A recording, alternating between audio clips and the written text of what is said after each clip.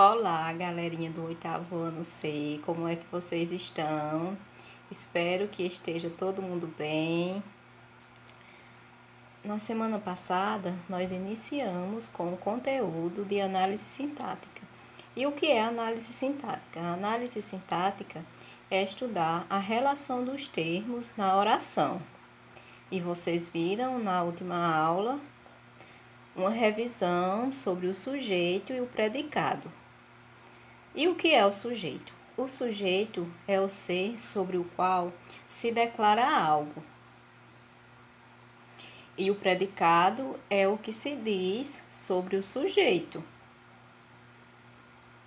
Uma maneira fácil de descobrir quem é o sujeito é perguntar quem é que mais verbo para pessoa e o que é que mais verbo para coisa. Como, por exemplo, eu digo: Giovana comeu muitos doces. Para saber quem é o sujeito, eu faço a pergunta ao verbo. Quem é que comeu muitos doces? Giovana. Então, Giovana é o nosso sujeito. E o que sobrou da oração é o nosso predicado. Há 5 tipos de sujeito, que hoje nós vamos estudar um pouco de cada um. Agora, nós iremos falar sobre os tipos de sujeito. São 5 tipos de sujeito. Sujeito simples é quando o sujeito possui apenas um núcleo, sendo que este núcleo é a ideia principal dentro do sujeito. Exemplo: o dia está ensolarado. Quem é que está ensolarado? O dia. O dia é o nosso sujeito.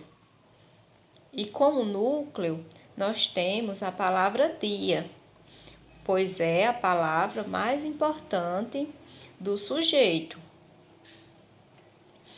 As meninas fizeram o doce. Veja que a palavra meninas está no plural, mas como nós temos uma única palavra, um único núcleo, o sujeito será simples.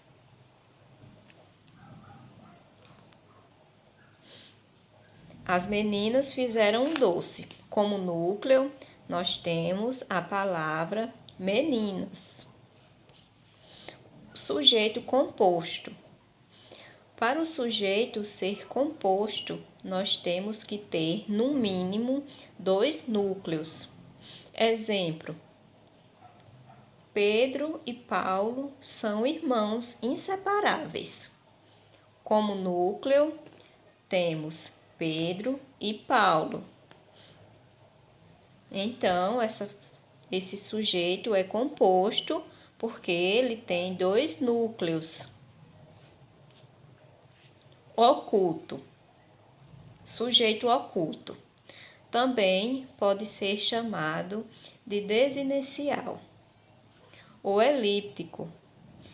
Nós sabemos que o sujeito oculto, ele existe, porém, ele não está explícito na oração. A forma pela qual reconhecemos é pela terminação verbal, pela desinência. Ou seja, no sujeito oculto, nós não temos o sujeito expresso na oração, mas pela terminação do verbo, nós saberemos quem é o sujeito da oração. Exemplo: cheguei atrasada para o evento.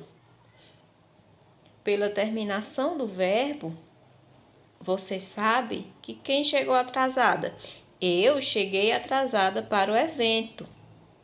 Pela terminação do verbo, no sujeito oculto, você saberá quem é o sujeito. Sujeito indeterminado.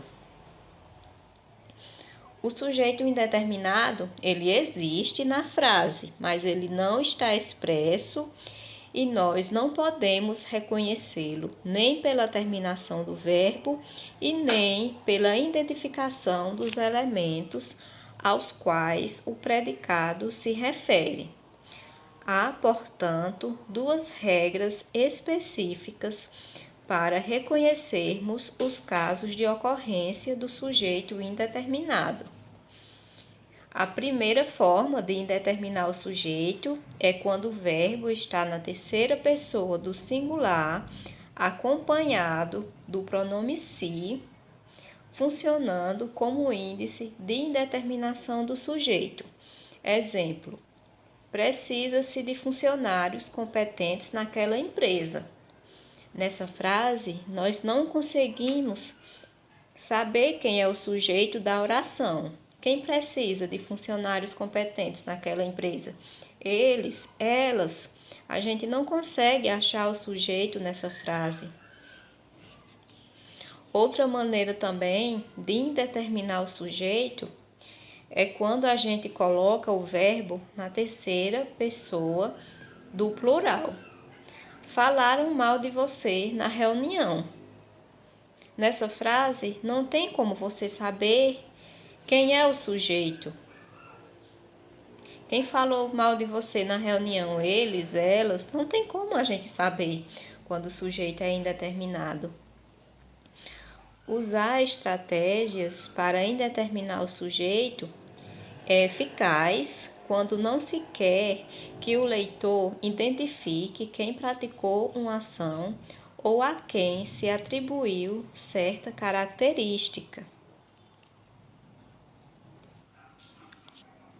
Oração sem sujeito. Na oração sem sujeito, nós não temos o sujeito. A oração sem sujeito ocorre quando simplesmente não existe um elemento ao qual o predicado se refere.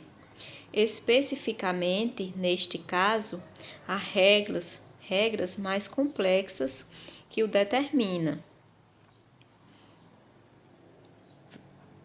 Verbos que indicam fenômenos da natureza não têm sujeito, como, por exemplo, o verbo nevar, chover, trovejar, relampejar.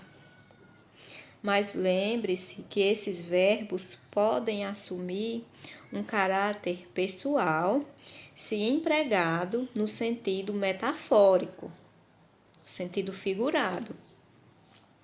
Exemplo: choveram perguntas após a palestra. O verbo chover, ele está sendo usado nesse exemplo que eu falei no sentido metafórico. E nesse sentido metafórico, o verbo chover, ele tem sujeito. O verbo haver, no sentido de existir, também não tem sujeito. Exemplo: na casa havia locais aconchegantes para o inverno. Essa frase nós não temos sujeito, pois o verbo é o verbo haver. E o verbo haver, no sentido de existir ou ocorrer, é sem sujeito. Verbo fazer indicando tempo. Faz 2 meses que não o vejo. Fenômeno da natureza. Fez noites frias no inverno passado.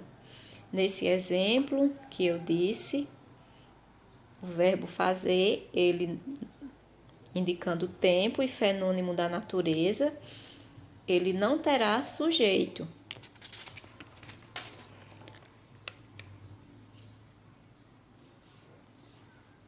O verbo ser, indicando distância e tempo, também não tem sujeito.